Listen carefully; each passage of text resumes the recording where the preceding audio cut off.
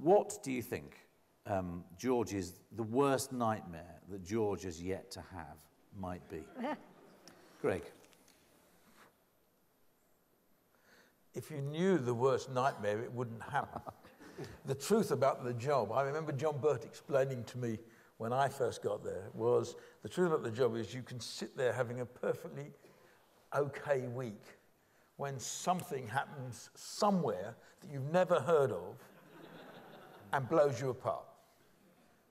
Right? And that's the hardest thing. Therefore, it's how do you deal with that? What's the worst nightmare you could invent for George? Jesus, that's very. I don't know. It's a very hard question to answer. Actually, I've never worked at the BBC, so I can't imagine just how difficult it is as an institution. I think we've got to tackle that civil service mentality. Why does the government want the people inside the BBC to think they're civil servants? I think for creatives, that's a terrible, terrible thing. That's what I would try and get George to try and reinvigorate the creative community inside the BBC, to stop them being told that they're just civil servants, because they're not, they're creators. And I go along with Pat, I understand what Pat's saying, and you don't want the morale of in-house production, if it's to continue, and it probably will, to be down. You want them to be out there. You want the BBC to have fun, to enjoy themselves.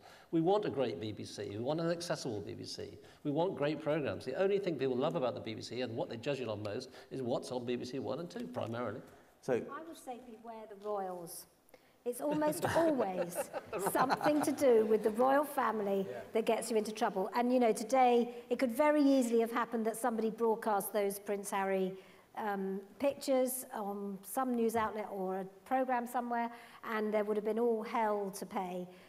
Peter Salmon ran into trouble with the Queen Mother's pageant because he didn't televise it. I nearly got into trouble because I said we'd downgraded plans to for the Queen Mother's funeral, and that's because the plans I inherited were the same ones from the 1950s, where basically we'd play funereal music all day and show the Union Jack running at half-mast. So there's a modernising thing. Peter Fincham got into trouble because Peter Sissons wore the wrong coloured tie. Yes, and Peter Fincham got into trouble because of you know, the Queen storming in rather than storming out. So, you know, beware the royals. Sure.